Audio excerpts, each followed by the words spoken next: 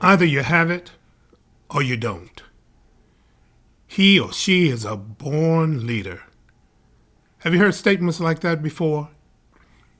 We tend to think that those with perceived natural talent or innate talent are destined for success or greatness. A baby starts to sing at 18 months, a 3-year-old begins to create melodies on the piano, and we begin thinking and saying, he or she is going to be a great musician. He has a natural talent for it. On the other hand, little Johnny expresses an interest in becoming a baseball player.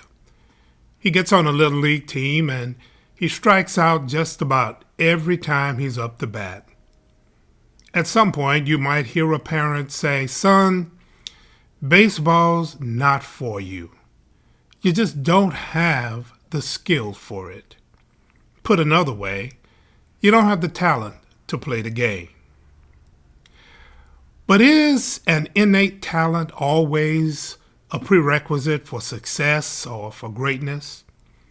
Must a child be born with the ability to sing or the ability to play an instrument or the ability to hit a ball in order to become good or great at it? Wolfgang Mozart was considered a child prodigy, composing music at age 5, giving public performances on the piano and violin at age 8. He was considered to be a born musician. But if we take a closer look, we'll find that Mozart's father, Leopold Mozart, was a famous composer and performer, and he started his son on an intensive training program at age 3. So, at an early age, he was receiving instructions from a teacher he lived with. Or let's look at the example of Tiger Woods. Tiger's dad, Earl, was a golf fanatic.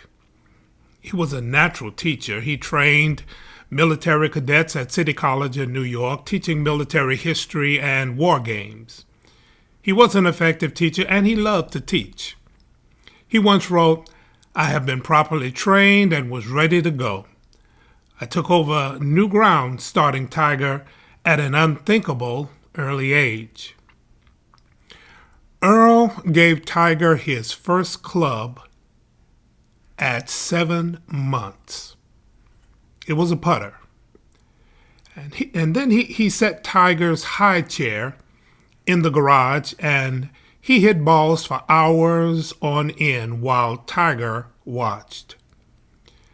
At an incredibly early age, Tiger watched his dad over and over through the years swing a golf club, and it made an imprint on him, on his brain, and created a thirst for the game. Tiger was receiving instructions. He was being trained to be a golfer from a teacher he lived with. Now, what's my point? Tiger was not born with a gift for golf, nor was Mozart born with a special music gene. It was not simply natural talent. Their ability came from being exposed and intensively trained with an instructor, their fathers, who started planting the seeds at an early age. A group of British researchers did an experiment with 257 young violinists. They all began playing at the same age 8. Data was collected from their parents regarding their home environment, their teachers, their socioeconomic background, and the results of any competition in which they participated. The students were divided into groups according to their skill level. The more advanced group, the middle group, and the group who had a little less ability.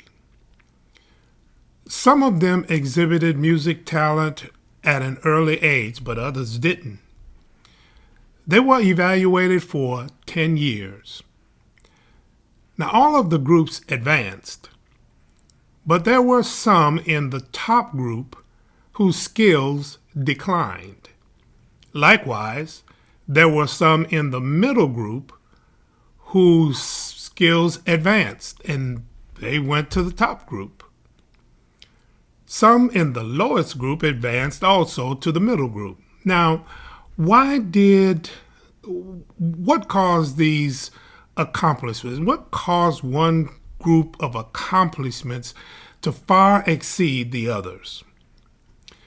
The purpose of the experiment was to try and determine the role of that talent played in their accomplishments.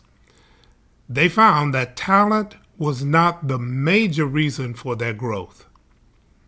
What made the top performers, both those who showed a musical talent at an early age as well as those who didn't, so much better than the rest?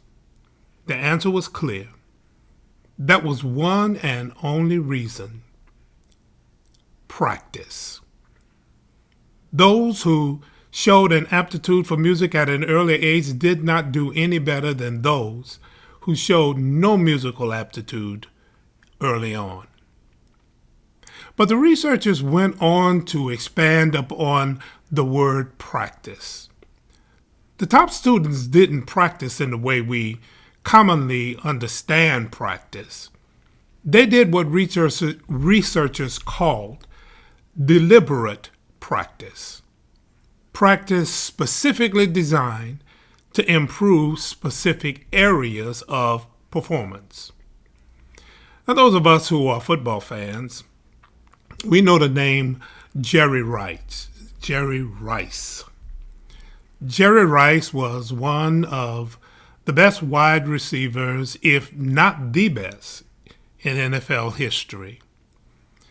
But Rice's accomplishments were the results of work off the field during his weekly workouts. His workouts were so strenuous until other athletes who tried working out with him could not finish.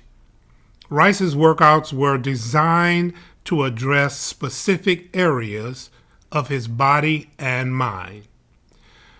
Though Rice was drafted in the first round, he was still considered to be a little slow. He was too slow. That's what they thought. He never became the fastest receiver in the league, but he didn't have to because of his deliberate training.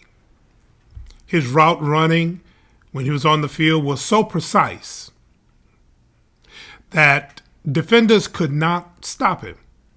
His strength training prevented others from taking the ball from him, and his cardio program helped him maintain his freshness in the fourth quarter of the games when his opponents may begin to show some fatigue.